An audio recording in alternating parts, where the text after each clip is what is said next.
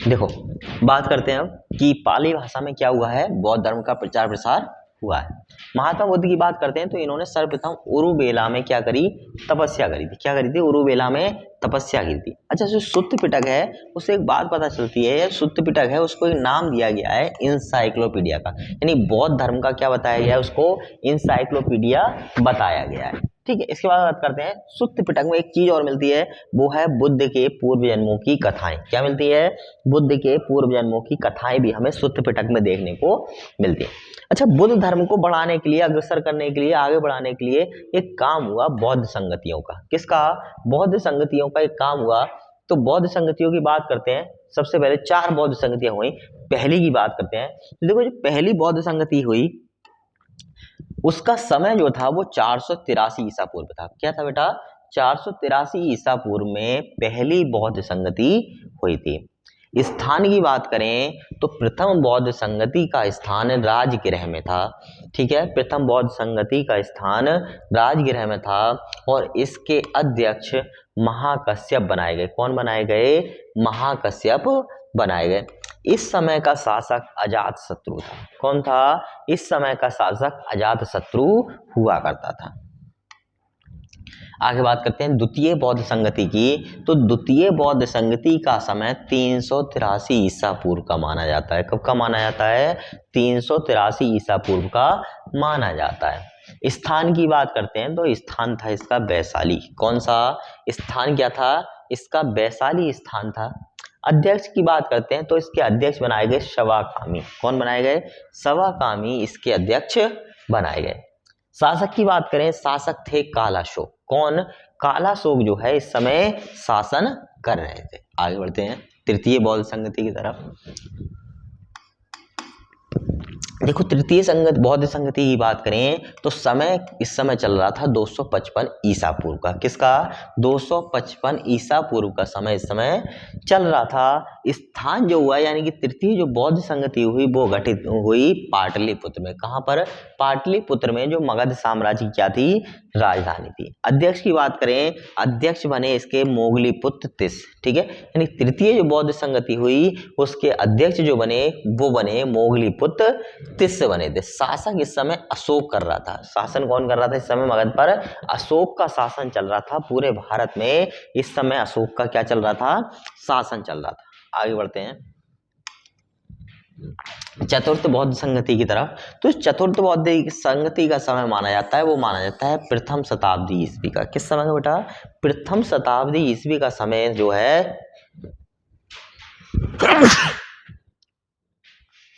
चतुर्थ बौद्ध संगति हुई। स्थान की बात करें, स्थान था कुंडलवन का। किसका, कुंडलवन का स्थान इस समय था। अध्यक्ष की बात करें तो वसुमित्र इस समय अध्यक्ष बनाए गए। और शासन करने की बात करें यानी शासक की बात करें तो ध्यान रखना, चतुर्थ बौद्ध संगति में शासक थे वो थे कनिष्क। कौन थे, कनिष्क इस समय क्या बनाए गए, शासक बनाए गए। अब बात करते हैं बुद्ध के 4 आर्य सत्यों की। किसकी, 4 आर्य सत्यों की। देखो, 4 आर्य सत्य बताए गए हैं बौद्ध धर्म में। पहला है दुख, दूसरा है दुख का कारण, तीसरा दुख का निवारण और चौथा है दुख का निवारण। ठीक है, ये 4 जो है आर्य सत्य बताए गए हैं बौद्ध धर्म में। ध्यान रखोगे कि बेटा बौद्ध धर्म में कितने आर्य सत्य हैं, बौद्ध धर्म में 4 आर्य सत्य हैं। आगे बढ़ते हैं बुद्ध के अष्टांगिक मार्ग, यानी जो 8 मार्ग बताए गए जीवन जीने के और जीवन से लेकर मोक्ष प्राप्ति तक के, उनके मार्गों को क्या कहा जाता है, अष्टांगिक मार्ग कहा जाता है। एक एक करके चर्चा करते हैं। सबसे पहला है सम्यक दृष्टि। क्या है, सम्यक दृष्टि। दूसरा है सम्यक संकल्प, तीसरा है सम्यक वाणी, चौथा है सम्यक कर्म, पांचवा जो अष्टांगिक मार्ग है वह है सम्यक आजीविका, छठा अष्टांगिक मार्ग सम्यक व्यायाम का, सातवां सम्यक स्मृति का और आठवां सम्यक समाधि। ठीक है, यानी क्या करना है, आठवां क्या है, सम्यक समाधि को लेकर के बना हुआ है।